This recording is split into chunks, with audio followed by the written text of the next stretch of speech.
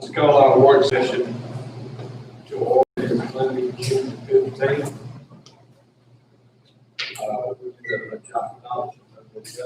Motion we adopt the agenda. Motion made by Mr. Beard, second by Mr. Howard to accept the agenda. All in favor?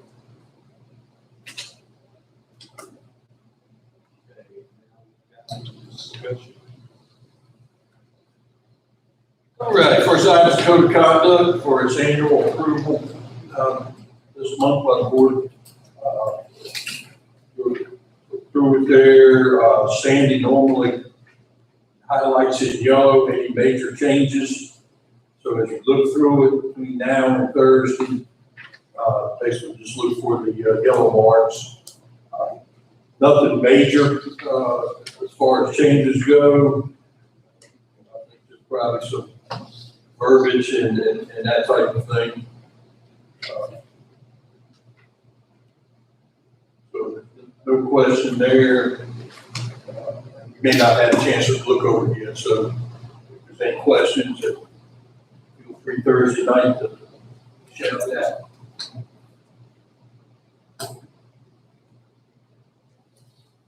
Second item is the infectious disease response plan. This is version 1, as I told our staff, and Dr. Norfleet discussions. This plan here is a dynamic plan. What it is on the 9th of June when it was printed, I guarantee you it will not necessarily be the plan that's in effect day 1 of school. As information changes, so does the plan. Those type things. But for right now, these are pretty much the guidelines that we are following. As you notice, we came in the building tonight, some of those guidelines in play. Don't know, it's going to change. As you know, the governor met Friday and pretty much declared the state open as usual. Yet, CDC and other organizations are still telling us that we need to be following certain guidelines. So those discussions will continue between now and start of school. Item number 3, 13th-month option for all employees. This is an option that I believe we talked briefly about last month. So for those new employees that are coming in from districts that, for whatever reason, is cutting off their insurance and things a month early. So, want the board to consider approving that new employee, that all new employees, not just new folks to the profession, but any new employee coming in our district that needs to have a 13th-month option to ensure that they continue coverage of insurance, they would have that availability. Seth, is anything you want to add to that? That's pretty much sets that. That's the employee paying for that 13th month, or is that the school district? The school would pay the insurance for 13th month.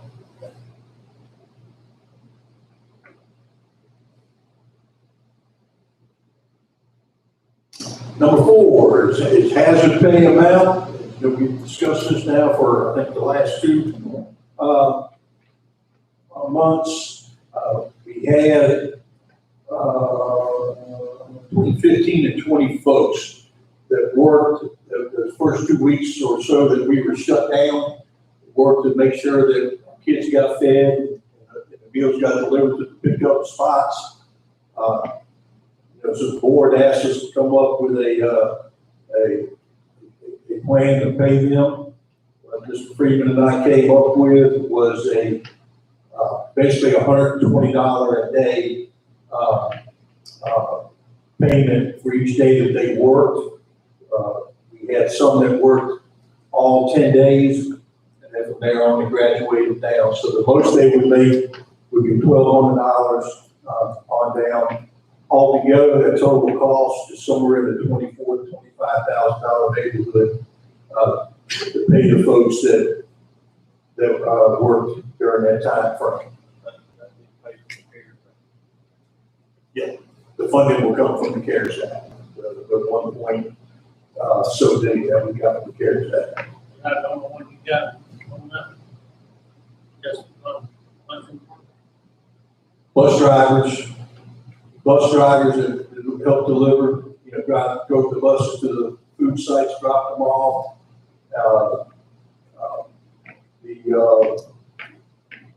What we had Mr. Martin and Ms. Thomas sent us in a list of everybody that worked during that time. That's right, not everything.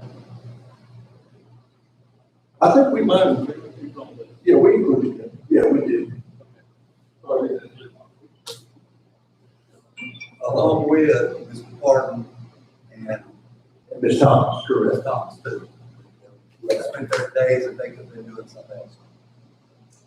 So, I guess the total cost is now somewhere between 24 and 25,000. That funding comes from that CARES Act, the 1.7 billion that we got from that. High school graduation, I'd like to have a discussion. We originally put out when schools shut down that we would look at maybe doing a live high school graduation sometime in July before schools start, depending on conditions and situations. And here we are in mid-June, sort of getting in that short window to decide if we're, as a district, we're going to do something or not in July. So we're going to do something, get it out, get it planned, try to figure out how many folks would participate, what it would look like, all those type of things. We did do the virtual graduation back on the original graduation date. So that's just something I guess you guys at the board, we can discuss what we want to do. As of last week, can't remember what day it was. Mr. Norfleet and I think we were in a conference call. Dr. Ruiz, who's the director of Southwest Georgia Health Departments, the state released some, I don't know what to call it, guidance or what you're going to call it, but guidance they sent out 2 weeks ago saying they help us determine if schools reopen or not. Had three categories. One category was if your community is still in a substantial risk of COVID. Under that guidance, pretty much keep schools shut down. The next one was a moderate impact of COVID. There it was you can open schools, but with some, a lot of modifications and preventions. The third category was low impact. There, pretty much, you open up normal, just like we always have, pretty much operate as that. As of last week, the state still has Worth County under substantial risk. So that's something, and that report is supposed to come out weekly. They didn't tell us what day of the week. Am I correct, Doc? They didn't tell us what day of the week, but that's supposed to be updated weekly. So, again, as a board, now, all that guidance is just that, is guidance. None of it's mandate, none of it's law, none of it's regulation. It's totally a local decision whether to open schools or not, and how you open them, and what precautions you put in. They put it out there as guidance, so the average citizen is going to take it as expectation. That we're doing a lot of those things. So anyway, that's where we are right now. That's not to say that this week when the report comes out that we haven't moved. They got a complicated formula to figure it. Basically, to get not to be substantial, you've got to have less than 100 cases of COVID per 100,000 capita. It's basically how they figure it. Last week, we were at 145 per 100,000 capita. So we're pretty significant over that benchmark. So say all that to say, I think we got to chew on all that in our decision making about, graduation ceremony between now and school starting, as well as the school starting. There's nothing that says this. It is what it is. It's just reality of it. We can say it's substantial theoretically, all the way up until the week school starts, and then all of a sudden, we come out and now we're in the moderate. Now you're talking about, Dr. Norfleet had to change plans in a hurry. You know, so I'm just saying that, you know, there's some challenges that could pop up that's really out of our control. Bill, go and tell the rest of the board, I got to sit in with that meeting with you and the teachers and some of our students. That's right. These are things you're already sharing with people who are going to help make those decisions for us. And that's the people who work here in the system, all the principals, the director, some of the directors within that meeting. Go and tell us a little about that. I appreciate you reminding me that we formed a committee, back to school committee. We've got parents on it, we've got teachers on it, we've got principals on it. Of course, Dr. Norfleet was part of that as well. Mr. Beer was in on that. County nurse. The nurse, Ms. Lassiter, Entomologist. epidemiologist, or however you say that. Gina from the health department are all members of that committee. So we're trying to get a good demographic of our stakeholders in to help us develop a plan and determine A, when it's safe to reopen schools, and B, what that'll look like when we do reopen. So like I said, that was just the initial meeting. There we just did a lot of talking and questioning and brainstorming. The next meeting is when the committee's gonna get down to the brass nuts of things and start actually working on a plan. So I think that's an important part. We did a little survey with parents. Again, it's a 3 or 4 question survey. We had a little over 600 responses on it. The main question we asked parents, if school was to start today, how many of you would send your kids to school? And, would you send them? Yes, no, undecided. 33% were undecided as of last week at that survey. And that's a big factor. That's a big factor when it comes to planning.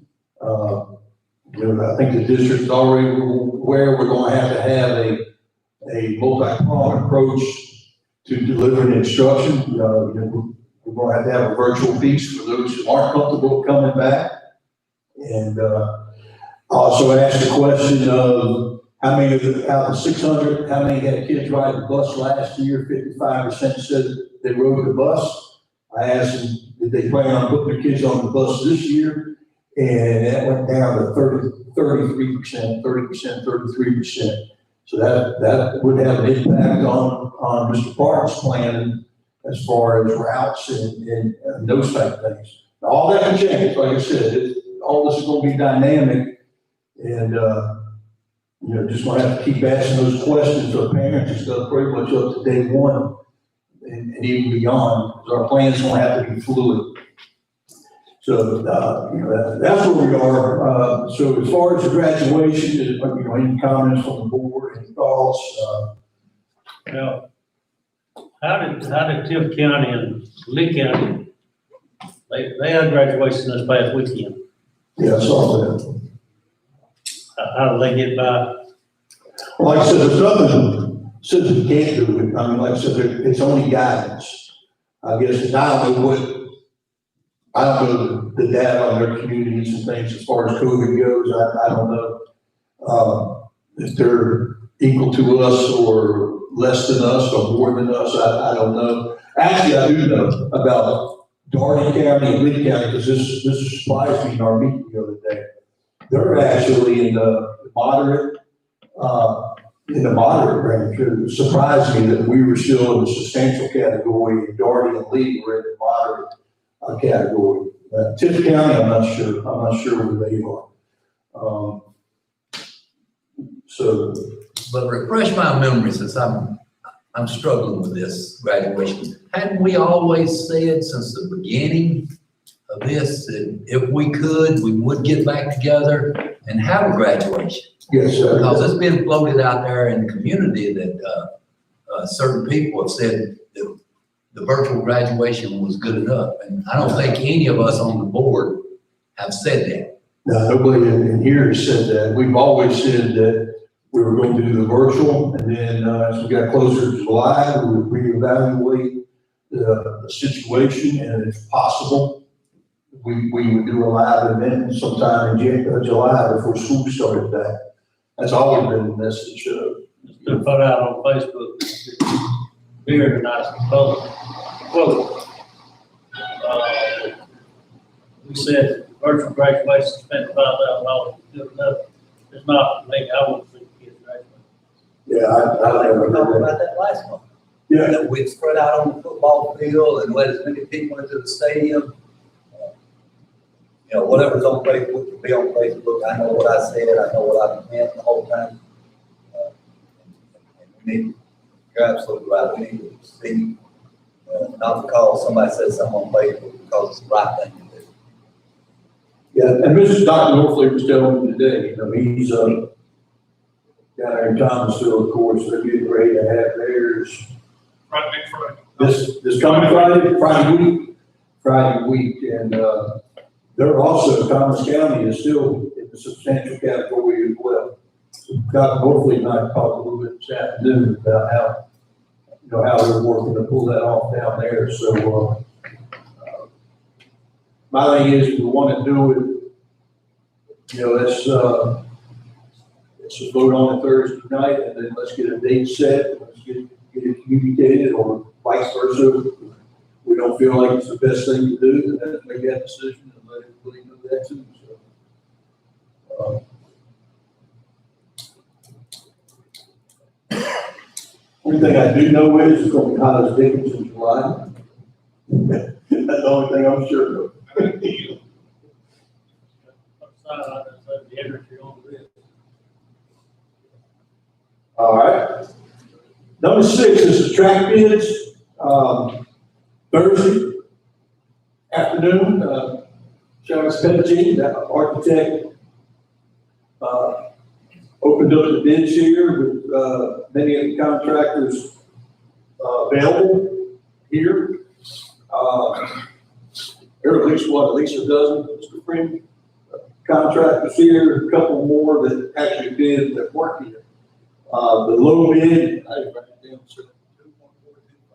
2.425 was the low bid at an architect company out of Valdosta. I don't recall the name you. Win. Who? When?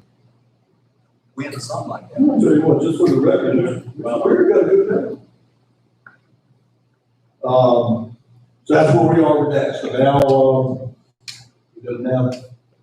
where we are now is the board's got to chew on that, discuss that, and vote on that as well. And hopefully Thursday night we can come to a conclusion on that.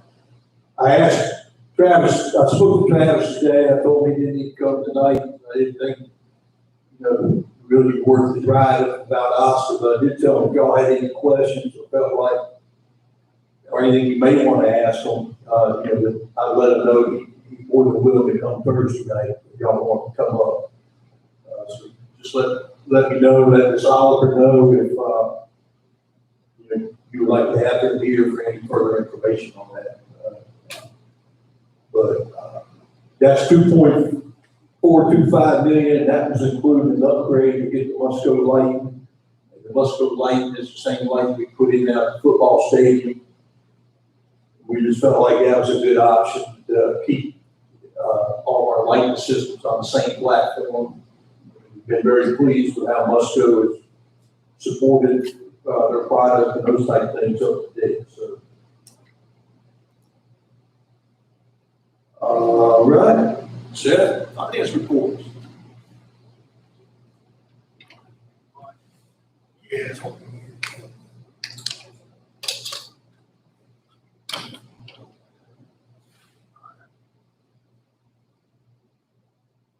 Good evening, everyone. For the May financial reports, you notice we got a book here. We try to get through it real quick. month of May, year-to-date revenue is $28,390,000. Year-to-date expenses is $22,901,000. So we've got a revenue over expense currently at $5,488,000. Once again, we have to approve our expenses for payroll for July and August into this number. So I told the board last month that I felt comfortable saying that we would roll about 1.3 million in the fund balance. I would increase that number to 1.7, 1.8 currently. That would get us to pretty close to an $11 million fund balance heading into FY21. Obviously, those numbers are, I try to be conservative with those numbers. There's a chance it could go higher. It really depends on how many vehicles. So next couple of months. Right now, our one example, the TABT, on that first page, our budgeted amount is $750,000. We've already exceeded that. And our actual revenues have already exceeded that by $80,000. We've got a couple of months to go. So right now, our revenues are higher than we budgeted for. Our expenditures are lower than we budgeted for. So we're in pretty good shape, continuing that trend. If we go to the second page, that's all of our bank accounts reconciled. We have sent everything in to the state for the reimbursement on the high school. We sent everything in for the reimbursement for the high school. It's my understanding that right now that they're not in the office, so they're working from home. So there's a little bit of hold up on our reimbursement right now. That's going to be over $1 million. Hopefully we'll get it. I seriously doubt we get that in June.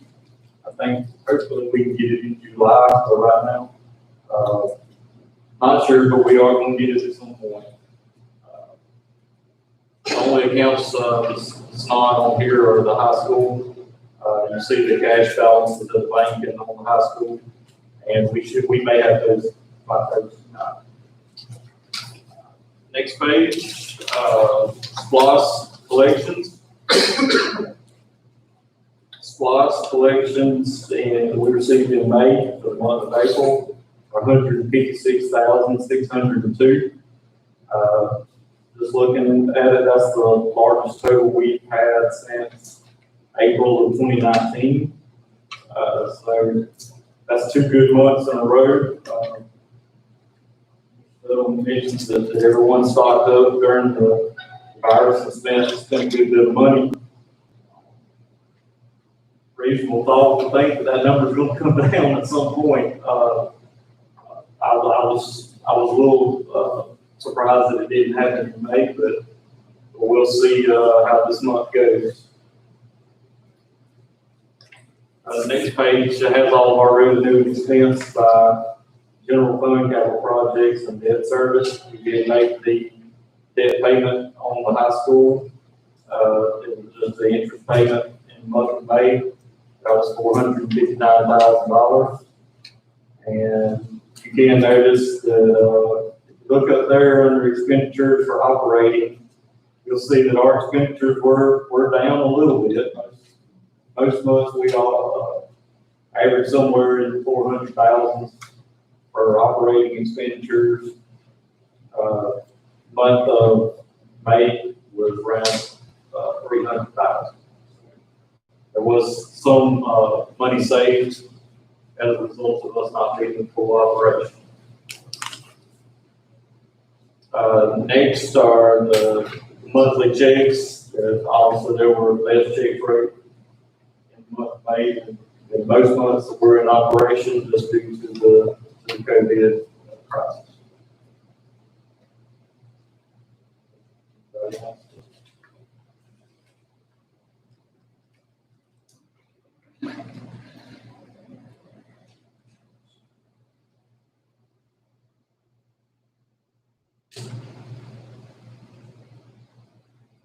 This on the third page, says attendance secretary. That's the third page. ESS, the Colson's at the top of the number page. I didn't. This was about 6 o'clock, 6:30 last Look over there where it Thursday. Attendance secretary, there's 1, 2, 3, 4, 5, 6. Is that the same attendance secretary? Is it different ones? Is there any way you can tell? It's on the first page or the third page It's the third page, for ESS. and down here at the bottom, Those look, those appear to be bi-weekly payments. so that's our monthly, or bi-monthly. That's a check. weekly paycheck. Okay. Or I should say that's not the attendance secretary's weekly paycheck, that's what we, ESS. ESS for the service, yes.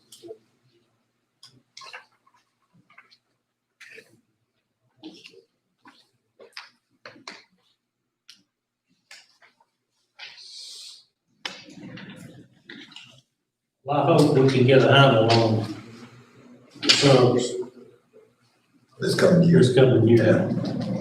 Got over $300,000 last year. And so, Some of the subs are the full-time subs. I haven't had a chance to look at all of the numbers to see how much is full-time subs, meaning it's someone that works for ESS, but works for us every day, every month.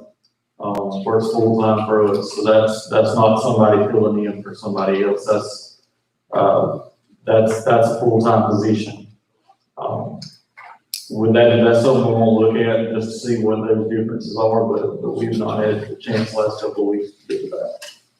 Well, that's something either the new superintendent or the old superintendent are really gonna have to get a handle on. We can't afford for our teachers to be out of the classroom at that rate. Especially with the coming year, what it may become. I mean, we need our teachers to be at work every day, trying to catch up with what we lost, what we need to recover, and then what we need to move forward. Unlike Mr. Osler here, $300,000 seems to be an awful lot of money. Subs to come in and not be there.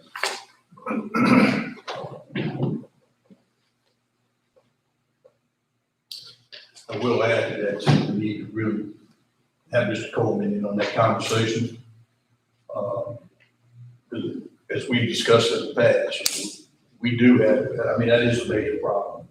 A lot of folks take a lot of unpaid leave, and even though it's unpaid, we're still paying subs, those type of things, situations, which means they've already burned through their days where we were paying them and their subs, so.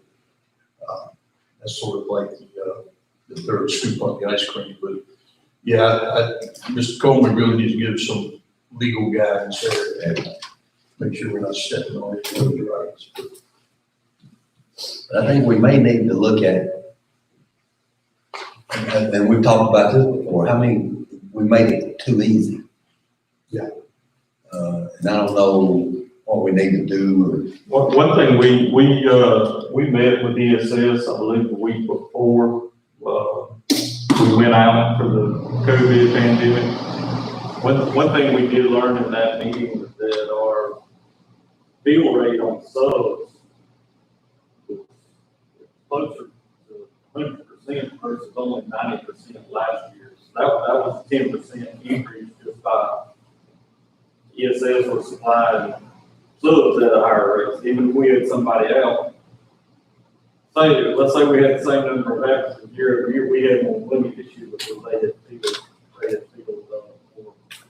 Or we were building the ends, teachers wanting to cover classes instead of hiring a sub to go in there. We need to do more of that. We need to do more of that, but. And also, though, we gotta look into how much of that is self-inflicted. Teachers don't want to be out for PA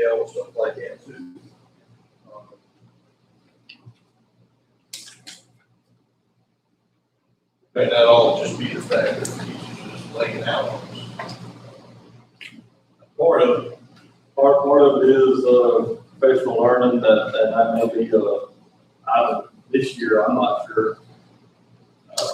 How much travel with the pandemic and how many conferences are actually, how many of those conferences are going to be virtually instead of you going to attendance, so. Just like field trips. Field trips this year may not be approved. Scopes have to go out. You won't be doing most of it. My recommendation that I share with Dr. Northleaf is, I sent him a bunch of thoughts last week just from my,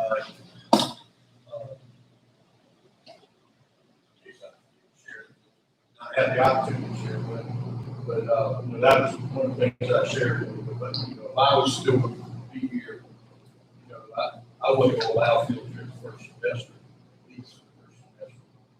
Because of the pandemic risk and unless they were required by the state curriculum, which I think we can count on probably 3 fingers, those type of trips. They're quite CPA equally. Yeah, that's supposed to be my secret, that means, your pre-K kids aren't going to fucking batch. Those type of things. Except to make the pulling for at least a semester, I think, like that.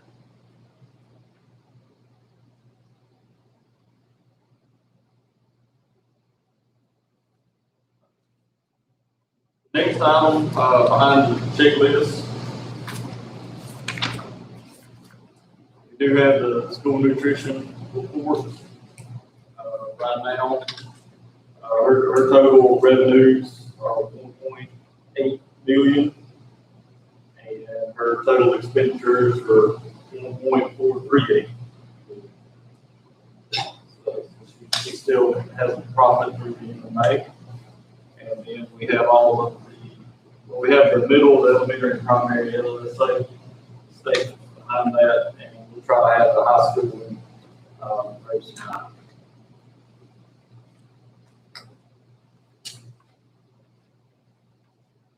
The last 2 pages, I think Kim stapled this together.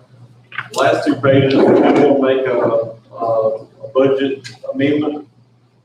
Next to last page is the budget was approved at the beginning of FY20, and there have been some items that we had to add during the year, some different grants that we got. We changed some of our revenues, also changed some of the expenses. We also had a few items that the state requested on the information we sent to them to be reallocated to some different line items. So the last page is our amended budget. We'll, Mr. Coleman, draw up a resolution, so we'll go to approve that for Thursday night. There were some capital improvements that we made during the year that was not planned, and those were accounted for in this budget. And we had planned to roll over into our fund balance. In our original budget was $878,000, and now we will. This budget rolls over $735,000. We'll also only did.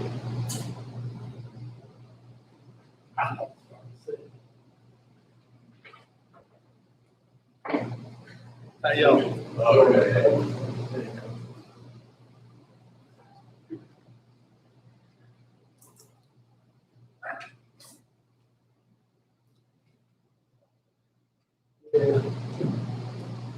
But normally this month during the year we would be passing our budget for the next year. As it is right now, we do not have our state allocation from the state COE. That is that they're waiting on the legislature. So we're hoping possibly to have a budget to approve in July, but it's a very good chance it's going to be August. So in order to keep in operation, we can pass a continuing resolution from our FY 20 budget, for our FY 21 budget. Mr. Coleman is also drawing us of that, resolution. And as part of that resolution, we can spend 1/12 of, the final budget for FY 20, we can spend 1/12 of the money. It does not have to be allocated under the same functional codes, functional expenditures. So I believe the amount that I told him earlier today was around a little over 2.4 billion. And that's what we'll be able to spend in July. And if necessary, that we will be also going to spend in August. We're also going to add a couple of items to the resolution. Some other items, for example, if voted on the track facility, I'll be also included in CARES Act expenses, and also add, Jimmy's got the go to work at the middle school and the generator for primary school and middle school. All of that is included in the resolution, so if any of that comes in, we can go ahead and proceed with that without having to do any budget resolution. Like I said, we're looking based off the latest estimates. We're looking at potentially having up to $11 million in our fund balance, and whether or not the track is approved, I talked to Michelle on all the stage. I think it would be prudent to move some of those expenses over to our capital projects fund for whatever capital projects needs we have in the future. Right now, and we can look at this now, but I would. We've taken about $725,000 on into our capital projects fund to pay for that high school. That's some of those funds from the state we were waiting on. And I would think that we could probably do, including those funds, about $1 million, moving from our general fund to capital projects fund. That's not to say that it has to be permanently used as capital projects. We could always move it back to general fund with the board voting on to do so. That's, like I said, last month or so, and we tried to set aside funds each year to build up that, just due to our lack of lost revenue in the future. And this is just a way to get instead of just building up our general fund. The next set of pages, looking.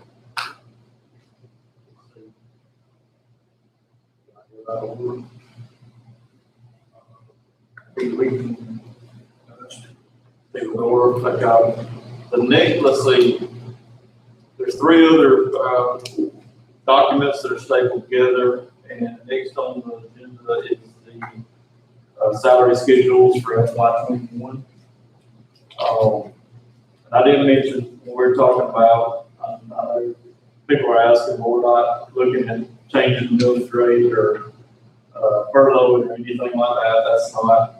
That's not in any of our plans. Salaries for FY 21, scales mostly stay the same. The only changes we made, we mentioned them last month, was reinstating the supplement for the parent engagement coordinator at the high school. We also increased the funding for the high school band assistant supplement. And I think there was one supplement in the past, and so I think we can on having 3 in the future. And then we also made some changes to schedule 19, and that's the administrative assistant to the superintendent. All other scales are either the same as was approved at the beginning of FY 20. If there was a scale that was approved during mid-year, that's the current scale that we have.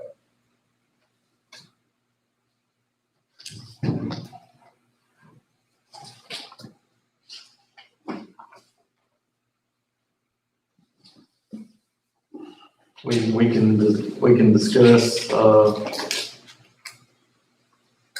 between now and Thursday, if anybody has any questions on those.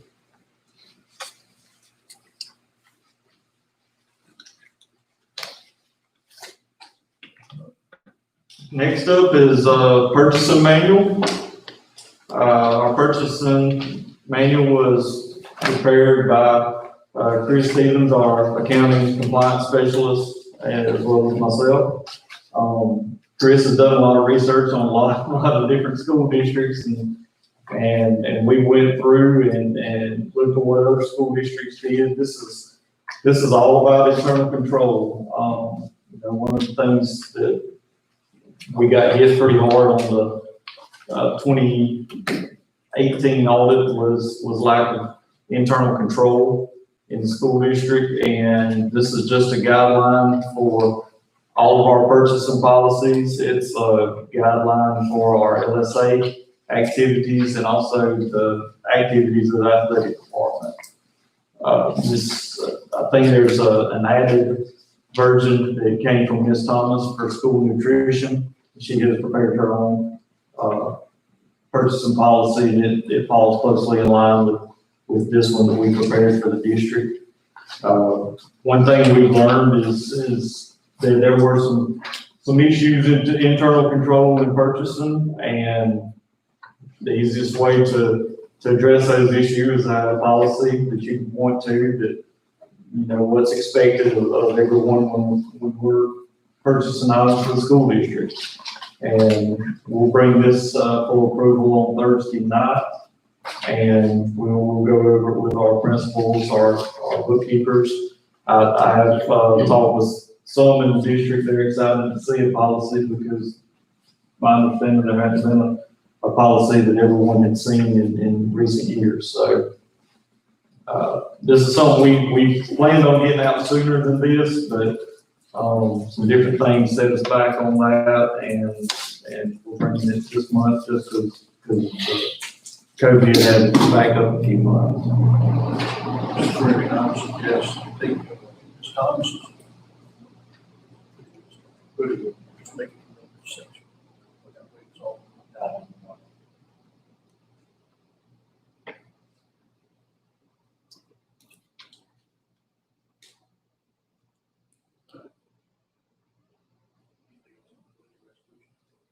We have the budget resolution, and then lastly, we have our LSA audit.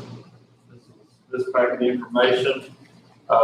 Once again, Mr. Stevens, our accounting compliance officer, he's been working hard on LSA audit. He audited the high school, middle school, the elementary, primary school.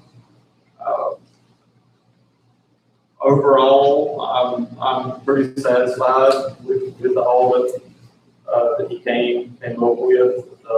On the revenue side, I feel like we're doing a good job on the expense side of LSAs. We still have some work to do. One thing, purchasing policy will help. A lot of the items that we found in this audit is for FY19. We were once again slowed down by the pandemic, but most of what is listed in these documents we've already corrected in FY20. Some of the items were shortcomings of our old accounting system. The McAleer system allows you to do things, for example, go over on purchase orders. One thing we learned is that people would get a purchase order, people would purchase or commit to purchase expenses that was over the amount of purchase order. In some cases, that was okay. The bills were paid, and problem really wasn't fixed. When we went to this new software, that's not even possible anymore. You can't do it. So, like I said, there's some other issues in here. We won't go through them one by one. We will meet with principals and bookkeepers 10 weeks to discuss. But as a whole, I feel like we've improved on it. I feel like new software is gonna help us to move forward to get everything where it needs to be. So, once again, if anybody's got any questions, feel free to ask us on that down there.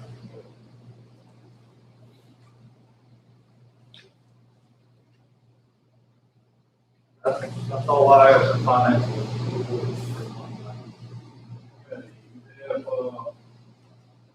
Before you do, you have the pending personnel actions.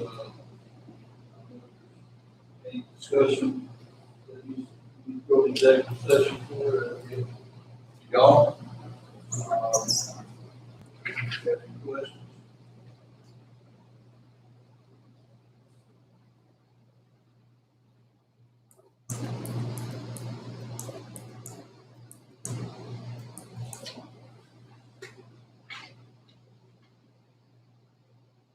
It's like we had a big turnover in the seventh graders. She's just, worked hard to revamp just her daily schedule. So she's just moving folks around and, really trying to maximize her staff. A couple of positions she's not refilling, she's just moving folks around to take care of it.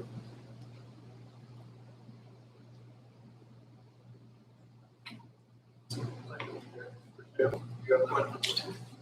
Good, that's all coach positions still good. They interviewed today, Mr. Jefferson, for the girls' basketball job. Y'all finish interviews, no? He said they finished interviews today, they're checking references and that type of thing. And the idea would be to make a decision, finally, make a decision on Thursday night.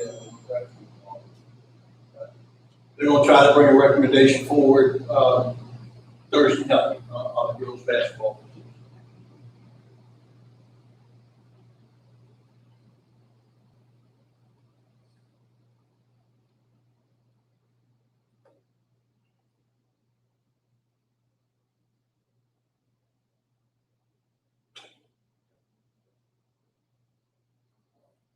Right. Yeah, no, I'd like to, I've always been told, how you want to do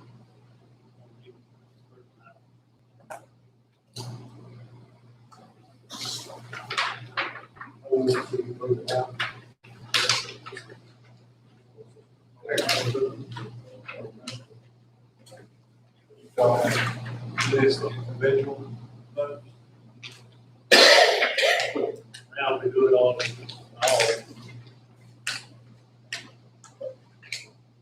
I'd like to see it for. Here.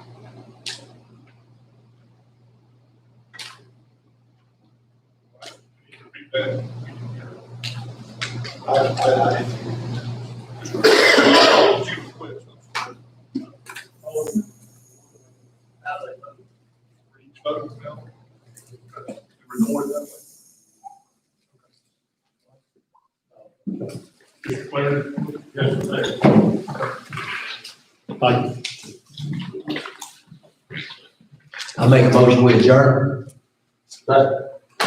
Motion by Mr. Beard, second by Mr. Baker to adjourn this meeting at 7:22. Aye.